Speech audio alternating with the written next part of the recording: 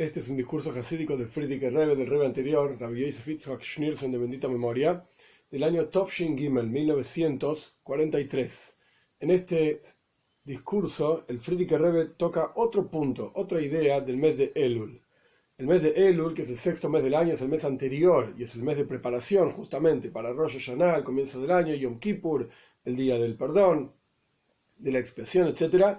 Como mes de preparación tiene varios asuntos a través de los cuales uno se va justamente preparando para estas fiestas importantes. Entonces, en este discurso jasídico se va a tocar un concepto al respecto de la creación de la persona, la motivación divina de la creación de la persona, dos niveles del servicio a Dios, todo esto de vuelta como herramientas para prepararnos para los días especiales del mes de Tishrei, que es el próximo mes. El discurso empieza con una frase, un versículo de Shir HaShirim, el Cantar de los Cantares, y rápidamente va a traer otro versículo de Shir HaShirim, en donde en la práctica, el Cantar de los Cantares también, en donde la práctica parece como que dicen algo parecido, pero no son iguales. Y a partir de entender la diferencia entre estos versículos, vamos a ver dos formas en el servicio a Dios. Ani le doidi, ve doidi li, yo soy para mi querido, dice el Cantar de los Cantares, en el capítulo 6, el versículo 3. Yo soy para mi querido es para mí, harroya bashoishanim, el que pasta entre las rosas. El concepto de doidi, mi querido, se refiere a Dios, y yo, en el versículo, yo soy para mi querido es para mí, yo se refiere a Knesset Israel, a la raíz espiritual que reúne a todo el pueblo judío, a la fuente espiritual del pueblo judío. Dice el pueblo judío en general, de vuelta, estamos hablando de la raíz espiritual de ellos, Ani le doidi, yo soy solamente para mi querido, y doidi, mi querido, es para mí, Dios es solamente hacia mí. Y como está escrito también en Shir HaShirim, el Cantar de los Cantares, en otro versículo, el capítulo 2, el versículo 16, doidi li, mi querido es para mí, vani loy, y yo soy para él. Y de vuelta termina también arroyo beshoishanim, el que pasta entre las rosas. Entonces vemos dos versículos, de vuelta. Yo soy para mi querido es para mí. Ese es un versículo. El segundo versículo, que digamos cronológicamente hablando en el texto mismo en realidad está antes, es doidi li, mi querido es para mí y yo soy para él. Son iguales, pero al revés. Vamos a ver.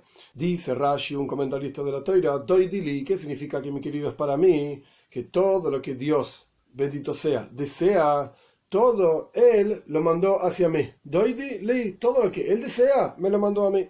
¿Qué significa esto? Korban Pesach, la ofrenda de Pesach y toda la fiesta de Pesach, santificar Bikurim o Bejoirim, primogénitos, y construir un Mishkan, construir un tabernáculo, un templo para Dios en el desierto, traer ofrendas, corbanes, todo lo que Dios desea, Él se lo mandó a hacer al pueblo judío y no lo exige de ninguno de los otros pueblos de la tierra. Esto es lo que significa doidili, todo lo que Él quiere me lo mandó a mí. Vaniloy, y yo soy para él. ¿Cómo explica Rashi? Que todas las necesidades del pueblo judío las debe exigir solamente de Dios y no de ninguna otra cosa. Ani, loy, yo soy para él nada más. Todo lo que él quiere me lo pide a mí. Todo lo que yo quiero y necesito se lo pido a él. Tenemos que entender cuál es la novedad del versículo. Ani le doy dili, yo soy para mi querido es para mí. Sobre el versículo, doidi li, vani loy, mi querido es para mí y yo soy para él. ¿Qué novedad traemos? ¿Por qué Shir HaShirim, el Cantar de los Cantares, parece repetir un concepto que ya dijo? El contenido de los dos versículos es igual. Y en los dos versículos terminan diciendo arroyo beshoishanim, el que pasta entre las rosas. Y nuestros sabios cuentan en el Midrash, ¿qué significa shoishanim? Rosas. Explican she shoinim. Es cambiaron la letra del lugar nada más. She shoinim alojes. Es decir, shoine alojes significa el estudio de las leyes, el estudio de Torah en forma para saber qué es lo que hay que hacer, en forma para saber qué es lo que Dios quiere de nosotros, cómo cumplir las mitzvot. Es decir, en ambos casos se termina de la misma manera. En ambos casos estamos directamente hablando del estudio de Torah. Entonces tenemos que entender qué novedad tiene el segundo versículo, o sea, Ani le doy li, que de vuelta está en el texto más adelante, en el capítulo 6. Ese versículo, ¿qué novedad tiene frente al primer versículo que aparece en el capítulo 2? El asunto es el siguiente. Hay dos formas de servicio a Dios. La primera forma es la avoida de los tzadikim, el trabajo de los justos. Y el segundo asunto es el trabajo de los Baalei Tshuva. Baalei Tshuva significa las personas que retornan hacia el camino de la Torah. Estuvieron lejos, pero retornaron. Hay dos formas de servir a Dios. Y esta es la diferencia entre los dos versículos. El primero que aparece en Shir Hashirim es Doi Dili Va'ani Loi. Mi querido es para mí, de vuelta, mi querido es para mí y yo soy para él. Esto está hablando de los tzadikim, de los justos. Los tzadikim, los justos, conocen y cumplen todo lo que Dios exige del pueblo judío. Tanto los preceptos positivos, o sea, cosas que hay que ir y hacer, los preceptos prohibitivos, cosas que no hay que hacer, el estudio de Torá y el comportamiento recto con buenas cualidades, de acuerdo a lo que la Torá indica. Y por lo tanto, al respecto de los tzadikim, que doy dili, de vuelta, como explicaba Rashi, todo lo que Dios quiere me lo pide a mí y yo lo hago. Son los tzadikim. Entonces, Aniloi, yo soy para él, es decir, todo lo que los tzadikim necesitan, lo piden de Dios, bendito sea, para que les dé todo lo que ellos necesitan sin ningún tipo de esfuerzo y trabajo de su parte.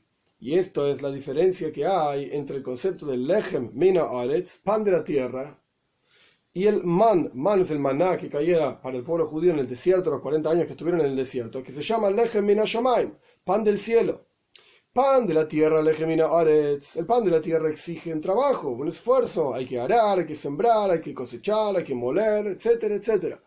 Pero el pan del cielo, el man, no requiere absolutamente ningún tipo de esfuerzo. Los tzadikim, por así decir, viven del man. No quiere decir que ahora cae en man. Esto no es el contexto, no es lo que estamos diciendo. Ahora no cae en man. El punto es que la energía divina que le da a ellos vida, digamos, sustento, salud, etcétera, es como el man. El man caía sin ningún esfuerzo. De la misma manera los tzadikim viven de esa manera, como vamos a explicar en un minuto.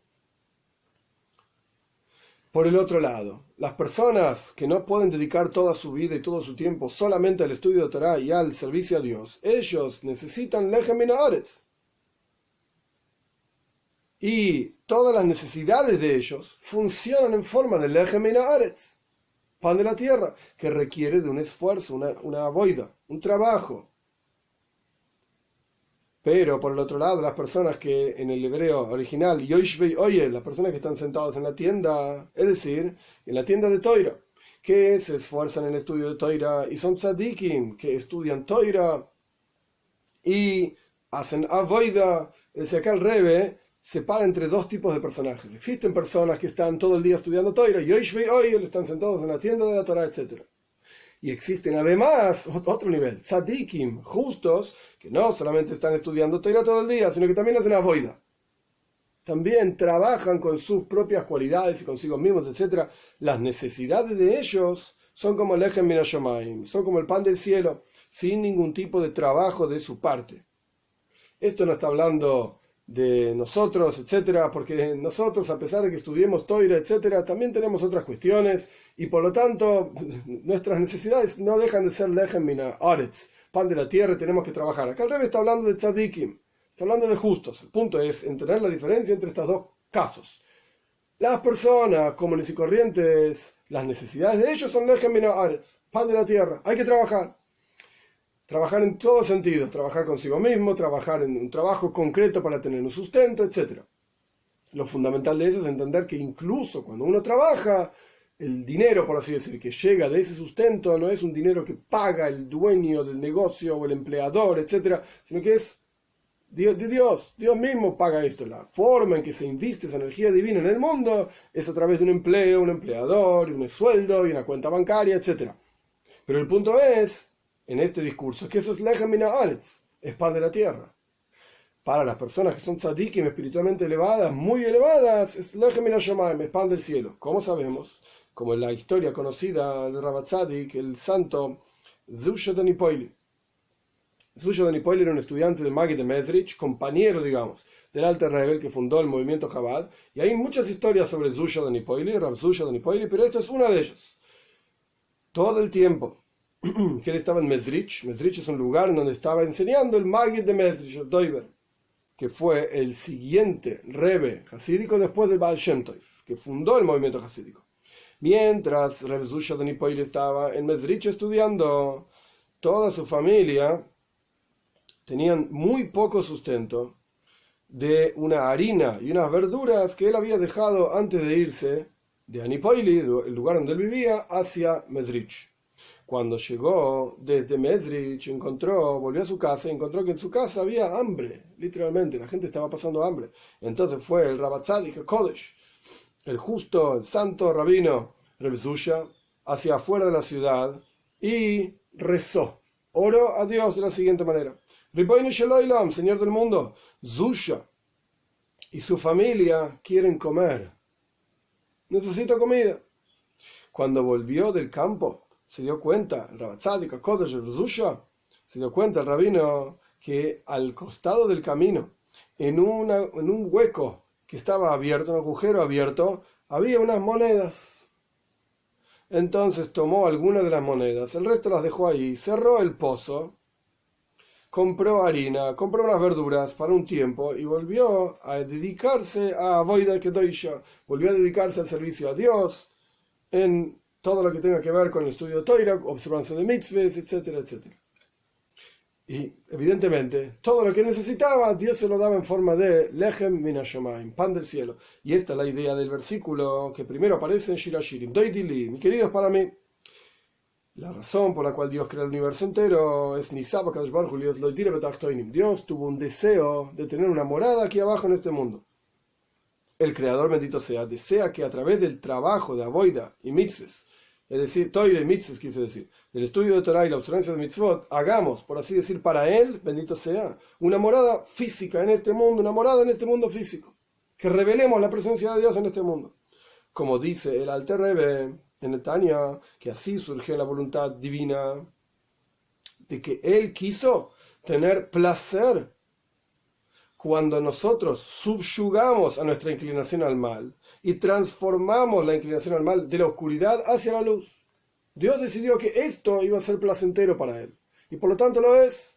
Y esto es lo que Él quiere, que nosotros en este mundo transformemos la oscuridad en luz, revelemos la presencia de Dios. Es decir, que la luz infinita de Dios ilumine en este lugar oscuro, y en este lugar en donde hay dificultades y problemáticas e inclinación al mal, etc., en todo este mundo físico, que ilumine más todavía la luz infinita de Dios aquí que en los mundos superiores. Esto es el deseo de Dios, esto es lo que Él quiso. Por lo tanto, esto es Doidili, esto es lo que Él quiere. Generar un mundo en donde la presencia de Él esté revelada. Pero, ¿cómo se revela? A través del trabajo y servicio a Dios de cada uno de nosotros en la observancia de los preceptos y estudio de Torah. Y por lo tanto, yo soy para Él. Anile, termina el versículo. Es decir, las necesidades de los tzadikim que se ocupan justamente de esto, en Toira, el estudio de Toira, la observancia de mitzvahs, avoida, trabajo consigo mismo, refinándose a sí mismo, etc., como vamos a estudiar, ellos, todas las necesidades de ellos son lechem min hashamayim, son pan del cielo. No requiere avoida, no requiere trabajo físico de preparar el pan en términos de arar, sembrar, cosechar, etcétera, etcétera. Este es el primer nivel. Pero el segundo nivel, el segundo versículo que dice Ani le doy dili, yo soy para mi querido para mí, y nosotros ya sabemos que esas palabras aluden al mes de Elul. Ani es la Aleph, le doidi es la Lamed, ve doidi es la Vav, li es la segunda Lamed, Elul, Aleph, Lamed, Vav, Lamed, el mes de Elul. Quiere decir que esto está directamente relacionado con el concepto de Elul. Pero, ¿en dónde está aludido el mes de Elul? En el segundo versículo que aparece en Shir Hashirim, Ani le doidi li. Yo soy para mi querido es para mí. ¿A qué se refiere este versículo? Continuamos en el discurso. Este es el segundo tipo de trabajo hacia Hashem, que es el trabajo de Baalei Tshuva, el trabajo de las personas que retornan en el camino de arrepentimiento y acercamiento a Dios. Y la idea del versículo que dice Ani le doy dili, yo soy para mi querido y mi querido es para mí, es que este trabajo que la persona hace tiene que ser de manera tal que la persona misma se despierta para hacer un movimiento en su interior de acercamiento a Dios. El primer versículo empezaba Doidili, mi querido es para mí. Quiere decir que el acercamiento empieza de Dios. Él es el que primero desea algo, nos da una indicación, por así decir, y automáticamente los tzadikim, los justos, Ani loy, yo soy para él. Pero el segundo versículo empieza al revés. Ani le doy, yo soy para mi querido. Tiene que haber un movimiento de acercamiento que parte desde la persona, de abajo para arriba, por así decir. Y esto es lo que quiere decir Ani le doy dili.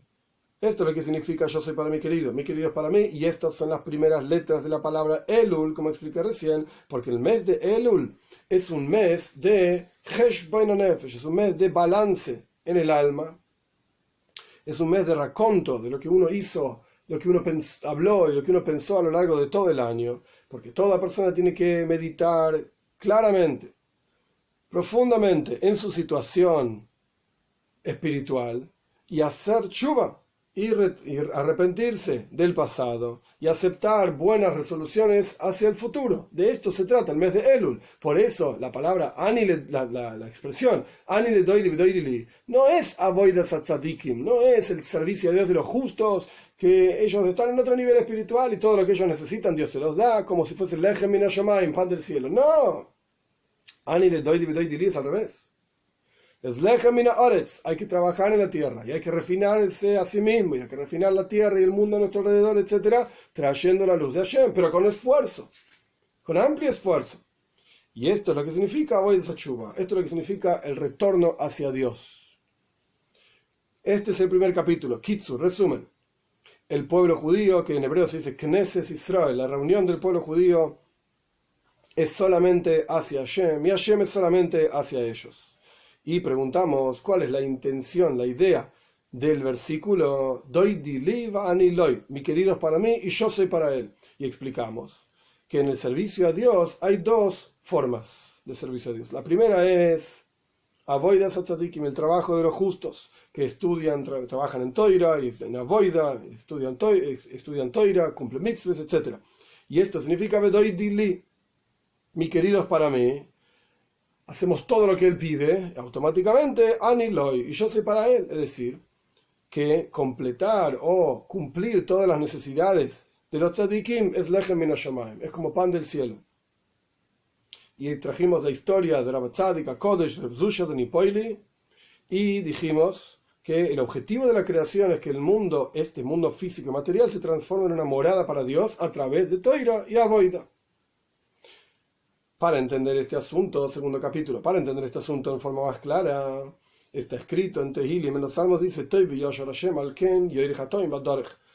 bueno y recto es Dios, y por lo tanto indica a los pecadores el camino, guía a los pecadores en el camino adecuado. Pero vemos acá que estamos hablando de dos cualidades, de bondad y rectitud. Dicen nuestros sabios sobre esto en el Midrash, ¿por qué Dios, bendito sea, es toif? ¿Por qué decimos que es bueno? Porque es recto. ¿Y por qué decimos que es recto? Porque es bueno. Así cuentan nuestros sabios. ¿Qué significa esto? Vamos a ver a lo largo de todo el capítulo, hasta el final del discurso, qué significa esta cuestión. Pero evidentemente para Dios ser bueno es ser recto, y ser recto es ser bueno, están combinados.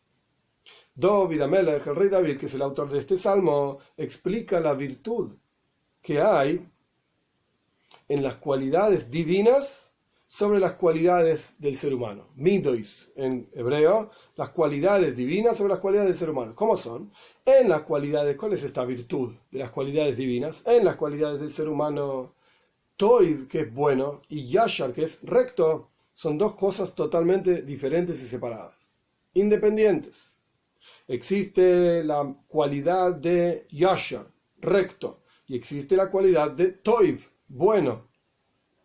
Yashar, recto, significa severidad, rigor, estricto. Esto es recto, rectitud. Lo que está bien, lo que no, afuera.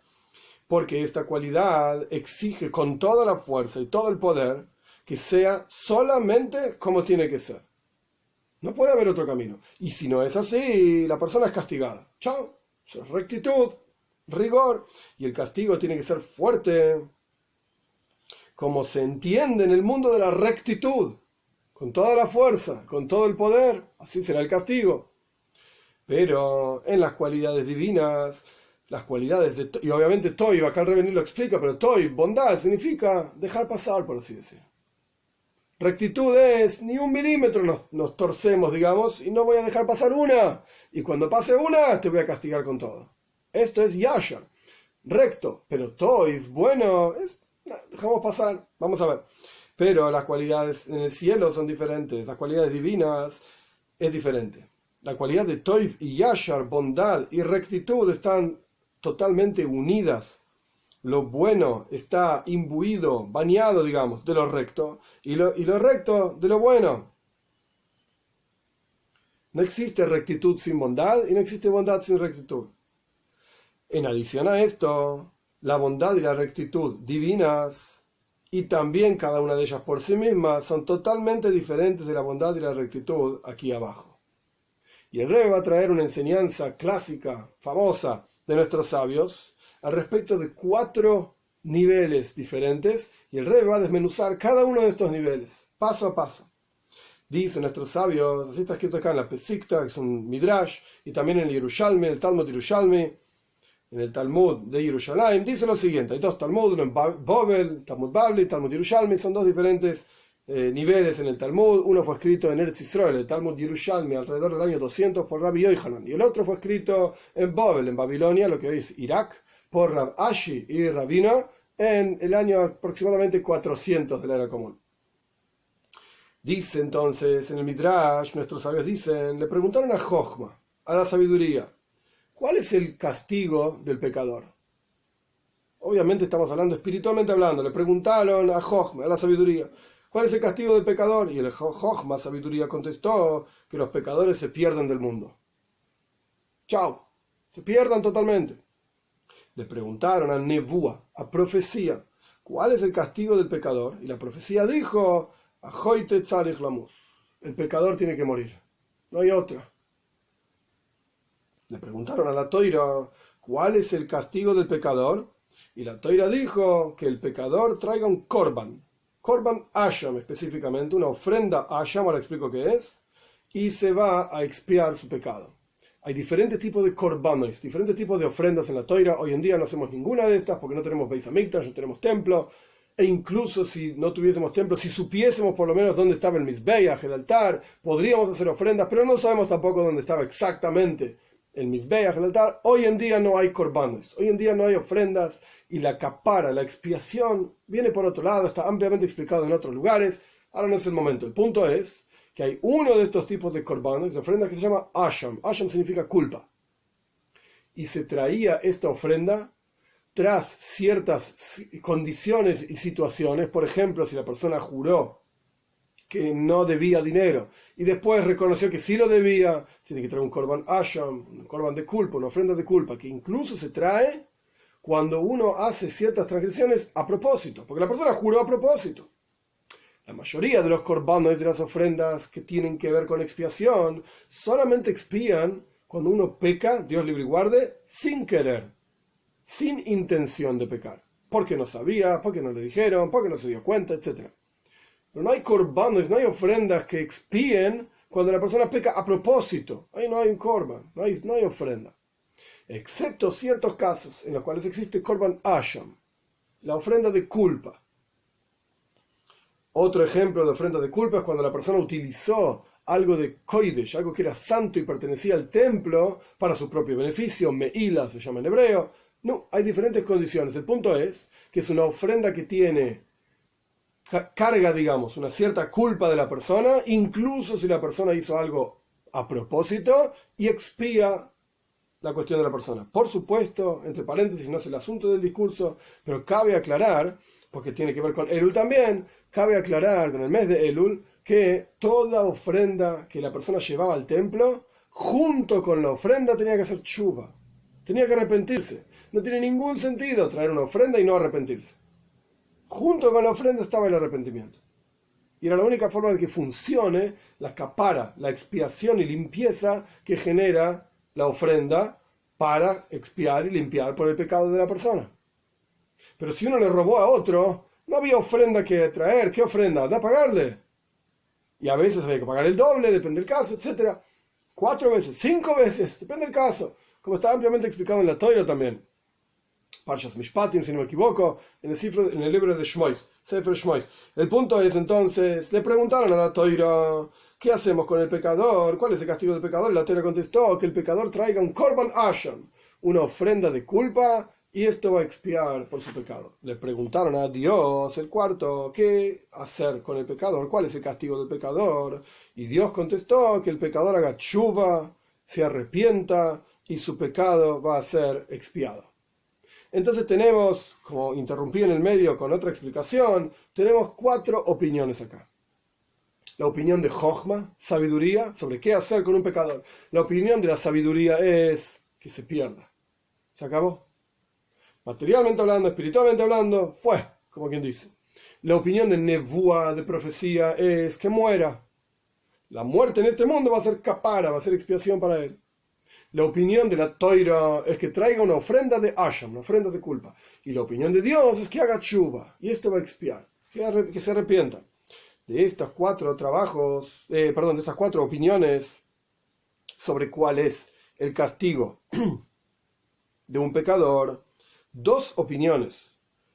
Las primeras 2, de Jochma y Nevuá, de sabiduría y profecía, son similares a la cualidad de Yashar, de rectitud del ser humano, por así decir. Ambas, Jochma y Nevuá, sabiduría y profecía, son similares a las cualidades del ser humano. Yashar no es toiv, rectitud no es bondad. Tanto Jochma, sabiduría, como Nevuá, profecía, dijeron que muera, básicamente, que se pierda del mundo, dijo Jochma, que muera, dijo Nevuá, profecía. Entonces, si Yashar es rectitud, no hay tikkun, no hay arreglo, no hay nada que puedas hacer. Muerte es lo único que te puede llegar a ayudar para avanzar, digamos, espiritualmente hablando. Pero las 2 otras opiniones, las de Toira y Akadosh Baruj Hu, son como las cualidades divinas, en donde Toiv es Yashar y Yashar es Toiv, donde lo recto es bueno y lo bueno es recto. Es decir, podés hacer algo para avanzar, podés hacer algo para crecer. Es verdad, Toira dijo trae un korban, una ofrenda, es una acción concreta física acá abajo. Acá Baruj Hu dijo tshuva, es una acción, digamos, un movimiento en el corazón, pero ambas dieron un tikkun, ambas dieron un arreglo, una forma de reparar aquello que la persona hizo mal. Esto es en general, entonces dividimos en 2 los grupos. Por un lado dijimos sabiduría y profecía, es como los seres humanos, rectitud absoluta sin mezcla de bondad. Muerte, chao.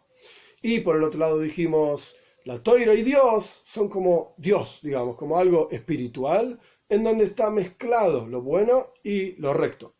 Y cuando analizamos más en detalle, más en particular, vamos a separar el segundo grupo, el de Toira y Dios, que dijimos que era algo divino, lo vamos a separar en 2 también.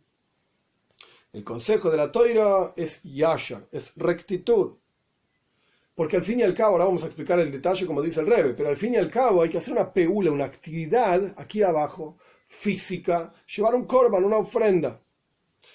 Asham, el concepto de culpa, es verdad que expía no solamente por las transgresiones sin intención, sino que también expía ciertas transgresiones con intención, como yo expliqué, por ejemplo, una persona que jura y era mentira lo que estaba jurando, y después lo reconoce, etc.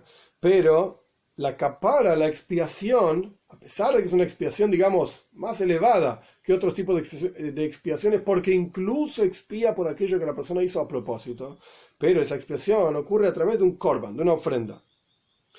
Esto, punto número 1, hay una actividad aquí abajo física. Punto número 2, no toda transgresión a propósito sirve o ayuda un korban, una ofrenda. No. De hecho, todo lo contrario. La gran mayoría de las transgresiones, cuando las personas las hacen en forma a propósito, Dios libre y guarde, no hay korban que sirva. Incluso si hubiese templo, si supiésemos dónde estaba el altar, etcétera, no importa. No puede traer un korban. Si la persona transgredió, por ejemplo, desecró Shabbat, a propósito, no sirve traer un korban. La ofrenda no le va a ayudar. Si lo hizo sin querer, existe una ofrenda, se llama korban hatas. La ofrenda de pecado, va a expiar, tiene que hacer tshuva también, como ya expliqué. Pero el punto es que hay un korban si lo hizo sin querer. Pero si lo hizo a propósito, no hay korban que ayude, no hay ofrenda que sirva.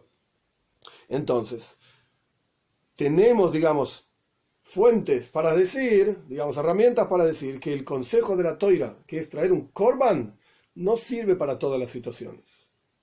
Hay situaciones en las cuales no sirve. E incluso cuando sirve, bueno, hay que ir a hacer una actividad específica.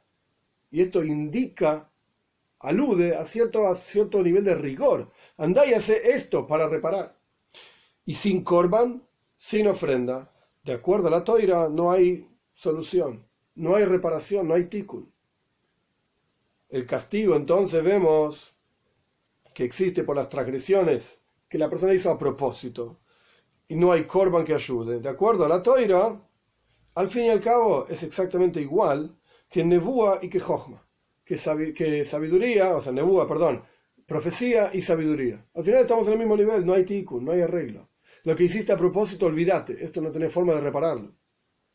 Pero, por eso decimos que es yasha, es como rigor. Pero el consejo de Dios, que es solamente toif, es chuva. Chuva es arrepentimiento, y arrepentimiento puede expiar incluso por las transgresiones que la persona hizo a propósito. Y la Gemara dice, el Talmud dice, no es el contexto del discurso, pero el Talmud dice que incluso aquello que uno hizo a propósito puede llegar a ser un nivel de chuva tan profundo, un nivel de arrepentimiento que se llama chuva ahava, arrepentimiento y acercamiento a Dios por amor a Dios, que puede transformar puede transformar lo que hizo a propósito como un mérito, para que le sume, no solamente no le reste en el juicio, etcétera, sino que sume a su favor. ¿Por qué? La idea es que cuando la persona hace un nivel de chuva tan profundo, su chuva, su arrepentimiento y acercamiento a Dios parte y surge de entender su propia lejanía de Dios. Cuando uno no se da cuenta que está lejos, entonces tampoco se quiere acercar. Pero si la persona se da cuenta que realmente está lejos de Dios, esto sirve como un trampolín para acercarse, saltar más alto todavía. Entonces vemos que aquello que la persona hizo mal, que lo hizo llegar hasta el nivel tan bajo, Vira Amikta, un pozo profundo en el cual se encuentra. Cuando la persona toma conciencia de que se encuentra en ese pozo profundo, la persona se acerca más a Dios, tiene un anhelo más profundo de acercamiento a Dios. Entonces vemos que existe una situación en la cual lo que hizo a propósito funciona como fuerza para acercarse más, un trampolín para saltar más alto y acercarse más todavía a Dios. Pero esto es un nivel de chuva, de arrepentimiento extremadamente elevado. Alevá, y ojalá pudiésemos hacer la chuva más simple, digamos, de simplemente decir, ok, basta, estuvo mal lo que hice hasta acá, no lo voy a hacer más. De aquí en adelante no lo voy a hacer más. El punto es entonces que teníamos 4 niveles: Jochma, sabiduría, profecía, toira y Dios. Jochma y sabiduría y profecía dijeron que muera. La toira y Dios propusieron un tikkun, una reparación. Entonces separamos por un lado Jochma y nebúa, sabiduría y profecía, y por el otro lado dijimos toira y Dios. Pero dentro de toira y Dios también separamos. Y dijimos que la toira en comparación a Dios es yasher, es rectitud, es rigor, porque exige una cierta actividad. Y no solamente esto, sino que hay ciertos puntos cabos que quedaron sueltos, sin atar. Los pecados a propósito, que no entran dentro de la expiación del Korban Asham, de la ofrenda de culpa, quedaron sin expiar. No hay nada que hacer, la toira no tiene consejo para esto. Es como decir, muerte, no hay nada que hacer. Pero Dios tiene un consejo para cada cuestión. Sin excepción, chuva, arrepentimiento. Y ahora el Rebbe va a mencionar una idea que nos puede ayudar para darnos cuenta, digamos, de este concepto de chuva, cómo funciona. Está escrito, dicen, en el Tilim, Ojor Vakeden Sartani, dice el primer hombre, así explican nuestros sabios, Ojor Vakeden Sartani, último y primero me has creado. Entonces, ¿cómo último y primero? Dicen nuestros sabios sobre esto, o último o primero, dicen nuestros sabios sobre esto, que Dios creó al hombre en el 6º día de la creación, como vemos en el relato de la creación, y después de que creó a todo el resto de las cosas. Es lo último que creó, digamos, Dios al hombre. Y esta es la explicación de Ojor, de Maise Breishis. Nuestros sabios dicen, Dios creó al hombre al final de toda la creación, y a su vez, Kedem lo Maise Breishis, antes de toda la creación. Como vamos a estudiar, si la persona se comporta como corresponde, entonces es lo más elevado de toda la creación. Es el ser humano, es el Tachlis, es el objetivo, el sumum de toda la creación. Todo el universo entero fue creado para él. Esto es Kedem, está por encima de todas las cosas. Pero si la persona no se comporta como corresponde, es Ojor, es lo último que hay. Y Dios, por así decirlo, recuerda, fíjate, sos peor todavía que es la peor cosa, porque fuiste creado después. Estás al final de la lista, por así decirlo.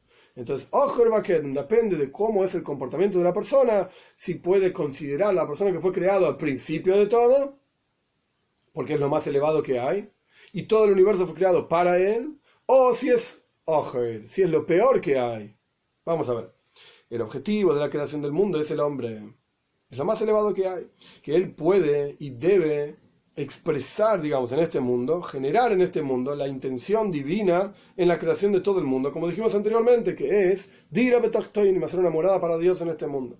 Cuando la persona estudia Torah y cumple las mitzvahs y se comporta con buenas cualidades entre el hombre y su prójimo, entonces hace de este mundo un mundo más iluminado, es decir, la presencia de Dios se siente en el mundo, y más refinado.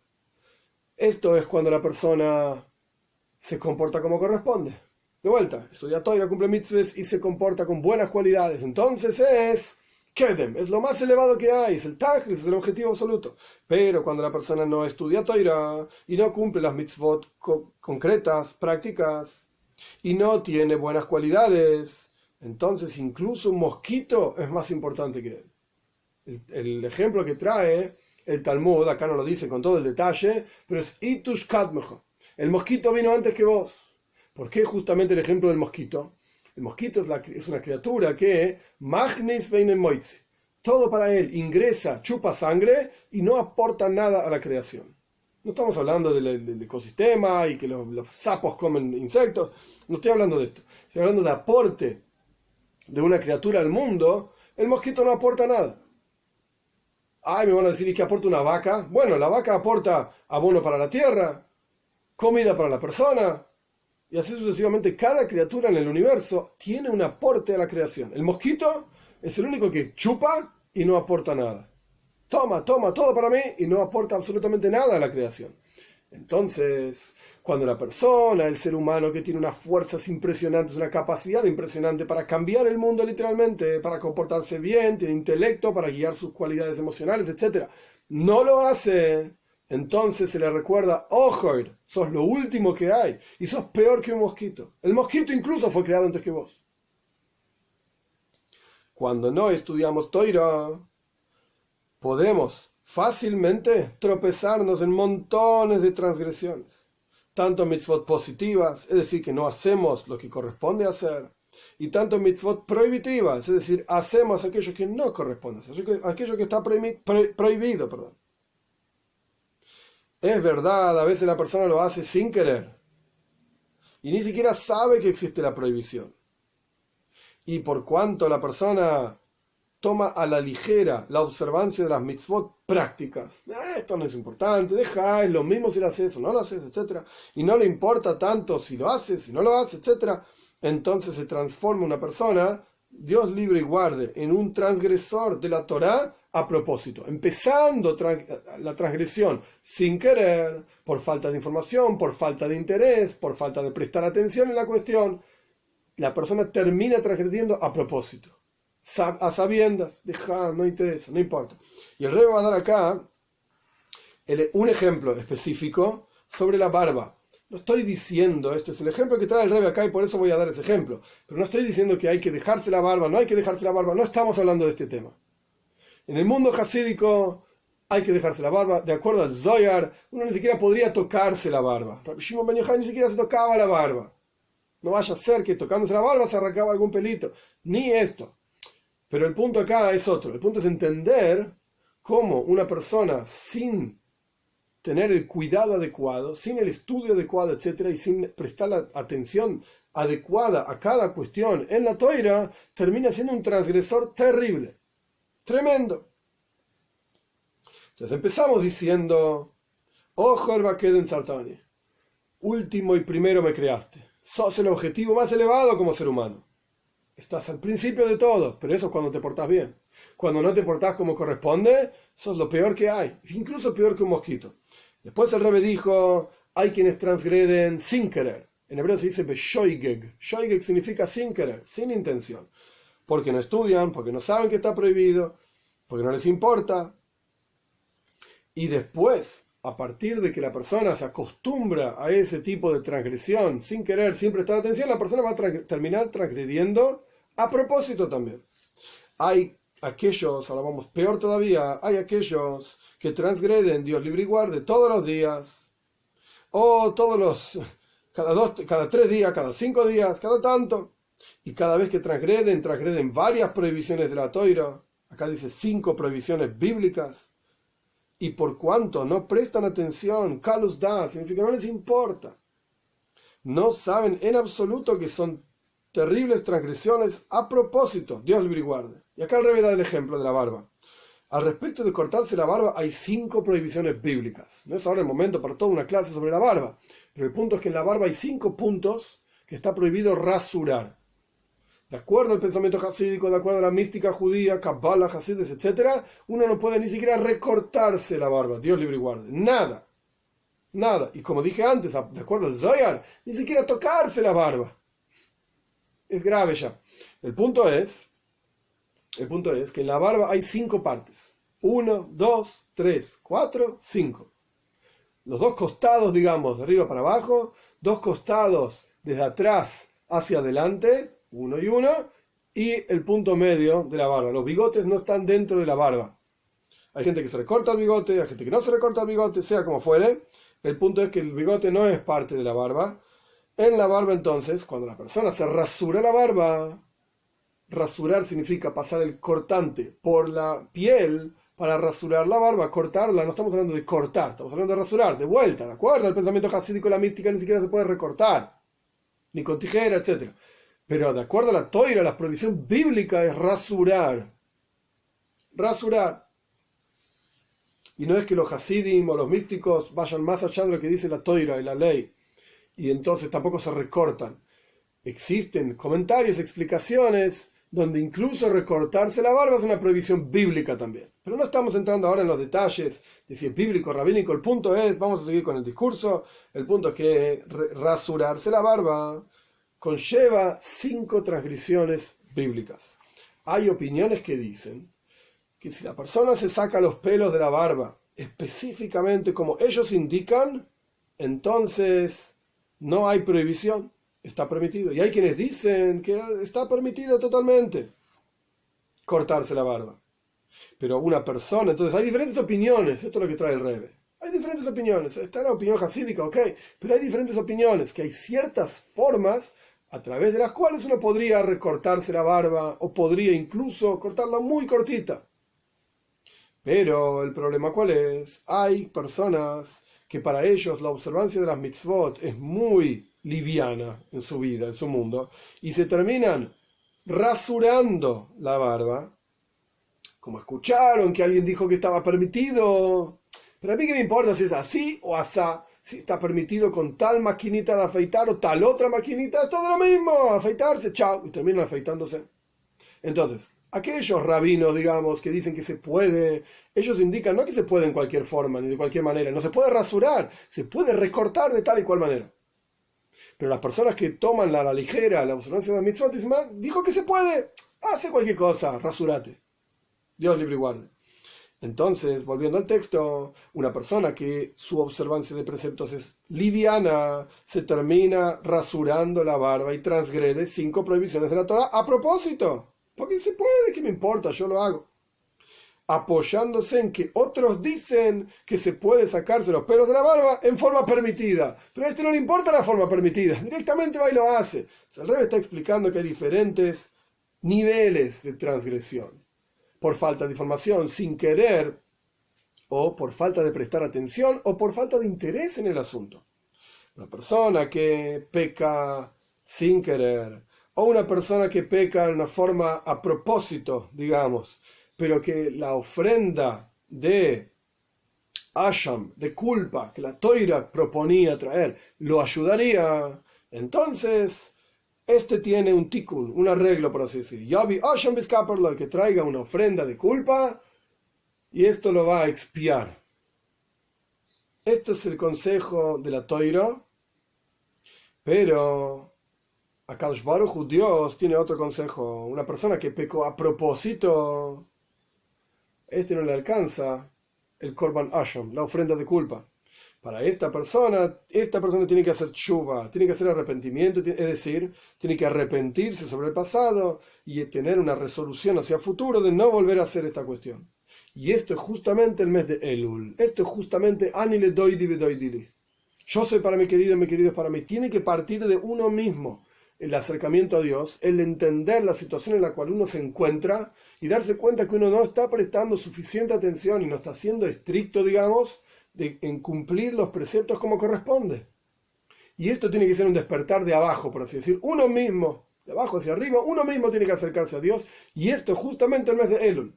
En el primer versículo, ya estamos casi terminando, en el primer versículo que el Rebbe trajo era Doidi li va'aniloi, mi querido es para mí, yo soy para él. Ahí no está aludido el mes de Elul, porque esto es la avodas tzadikim, esto es lo que hacen los justos, Lechem min hashomayim, pan del cielo, cuando necesitan piden a Dios y Dios les da. Pero en el yo soy para mi querido es para mí, está hablando del mes de Elul, justamente está hablando de una persona que transgrede, una persona que la observancia de los preceptos no es algo importante en su vida, e incluso una persona que no es transgresora, una persona que cumple Torah y Mitzvot. Tenemos que analizar cuál es la kavana, cuál es la intención que uno está teniendo, cuál es la motivación que lo está llevando a uno a cumplir la Torah, las Mitzvot, etc. Esta persona en el mes de Elul tiene que hacer tshuva. El mes de Elul es el mes de la tshuva, es el mes de arrepentimiento y acercamiento a Dios, para que en Rosh Hashanah tengamos el mérito de tener ksiva bajasima toiva, ser inscriptos y sellados para bien material, para bien espiritual, junto con todo el resto del pueblo judío. Kitsur, resumen. En las cualidades de los seres humanos, Toiv y Yashar son dos cosas separadas, independientes. Al respecto de Dios dijimos que estaban combinadas. ¿Cuál es la combinación? Porque Yashar, tenés que ir a hacer tshuva. Pero eso es Toiv, es algo bueno para vos, para que puedas tener, digamos, kapara, expiación, limpieza, y el año siguiente sea un buen año, etc. Yashar, seguimos con el resumen, Yashar, recto significa rectitud, fuerza, tanto para bien como para no tan bien. Pero en las cualidades divinas, Toiv y Yashar, tanto lo bueno como lo recto están llenos uno del otro. Y explicamos que hay 4 consejos para un pecador: el de Jochma, el de sabiduría, el de profecía, el de la Toira y el de Akadosh Baruj Hu, Dios. La sabiduría y la profecía son consejos de forma de Yashar, forma de rectitud, muerte. Toira y Akadosh Baruj Hu, la Torah y Dios, son conceptos de bueno, Toiv. Y en particular, el consejo de la Toira también es Yashar, el consejo de Dios es Toiv. Y explicamos que a través de que la persona no estudia y es liviano en la observancia de Torah y Mitzvahs, la persona termina transgrediendo a propósito. Y dijimos que ser inscriptos y sellados para bien, para este Rosh Hashanah, Yom Kippurim, para el comienzo del año y para el día de la expiación, vienen. ¿Cómo se genera esto? A través de que la persona hace un raconto en su alma de todo lo que hizo a lo largo de todo el año y hace tshuva, se arrepiente, justamente en el mes de Elul, y esto tiene que partir de la persona. La persona misma tiene que acercarse a Dios, que tengamos el mérito de poder utilizar los días del mes de Elul que está viniendo ahora dentro de poco tiempo, pocos días, podamos utilizar esos días del mes de Elul, los 29 días, para pensar y hacer justamente este balance y este raconto de todas nuestras acciones, nuestras palabras, nuestros pensamientos, y que todos podamos tener seamos inscritos y sellados para bien, para tener un año bueno y dulce.